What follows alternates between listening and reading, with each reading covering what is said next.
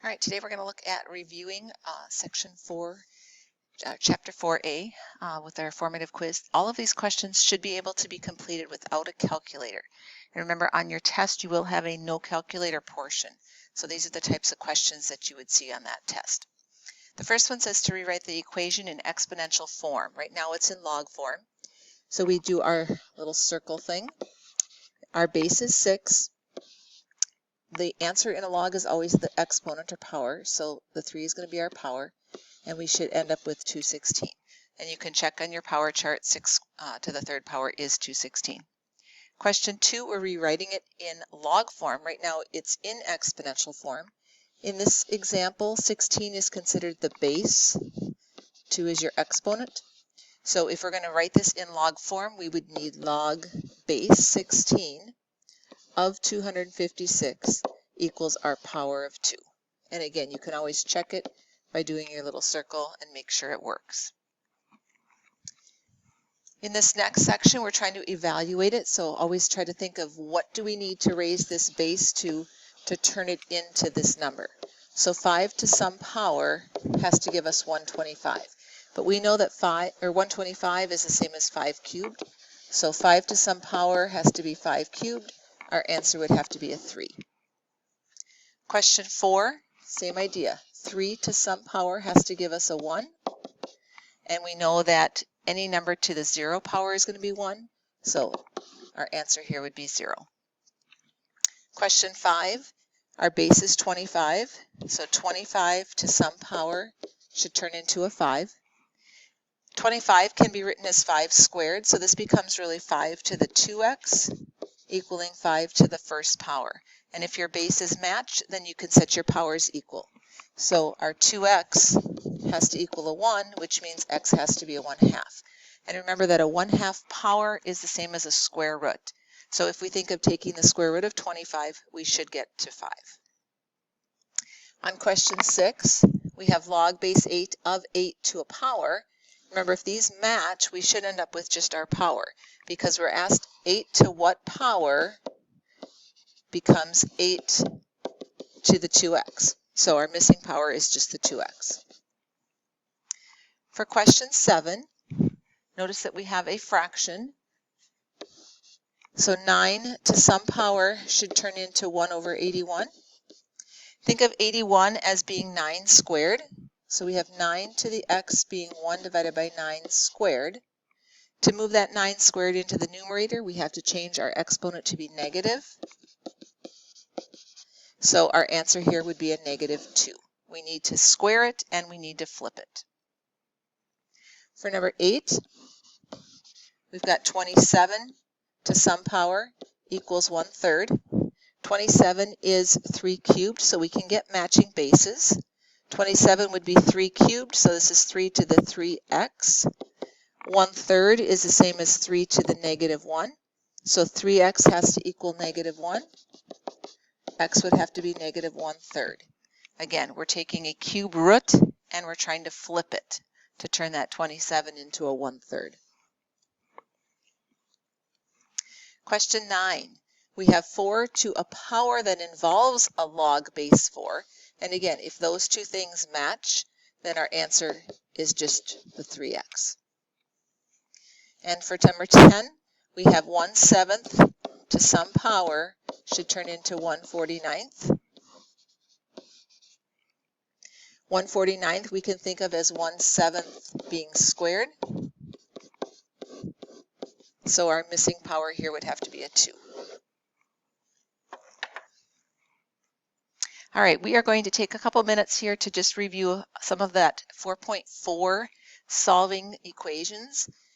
In the first example, we have 3 to the 1 minus x equals 1 divided by 27.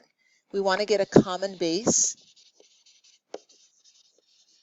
So we can think of this as 3 to the 1 minus x equals 3 to the -3. 27 is 3 cubed. To flip it over, it would need to have a negative exponent. Since our bases match, we can now set our powers equal. So 1 minus x has to equal -3. We can subtract 1 over and divide out our negative. Our missing x would have to be a 4. On the next example, same idea. We want to try to get that common base. We can write both sides of this using a base of 3. 9 is 3 squared. So 3 squared to the x is just 3 to the 2x. 1 divided by the cube root of 3 would be 1 divided by 3 to the 1/3 power. To flip that up, we would need to make the exponent negative. And now since we have matching bases, we can set our powers equal. So 2x has to equal negative 1/3. If we divide the 2 over, we end up with x being negative 1/6. For our next example, we want to isolate the piece being raised to the power, so we're going to add that 2 over first. So we end up with 10,478. And then we can take the natural log of both sides.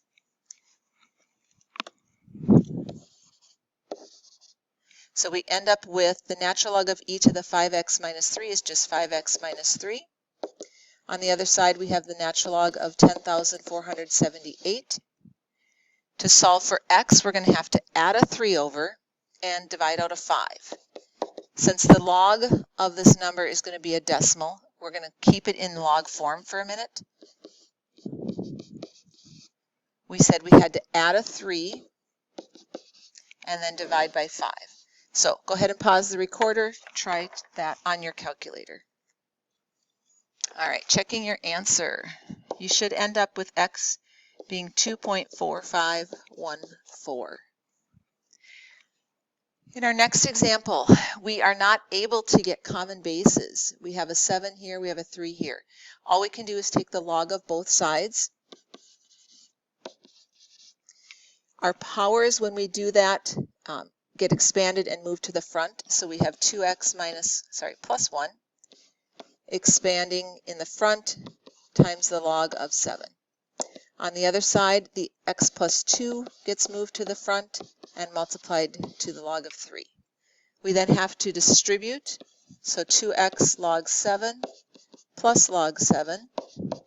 On the other side, distributing, we've got x log 3 plus 2 log 3. And then we want to move anything that has an x onto one side.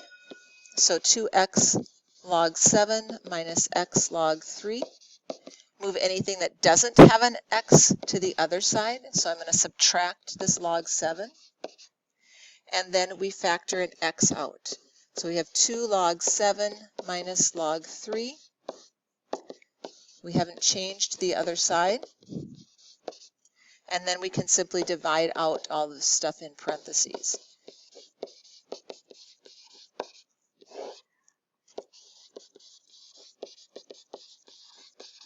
All right, remember that we do need parentheses there, and also to close off the parentheses when we're taking that log. So again, try that on your calculator. You should end up with 0.08997. And for our last example, we need to factor. It's set up as a basic trinomial.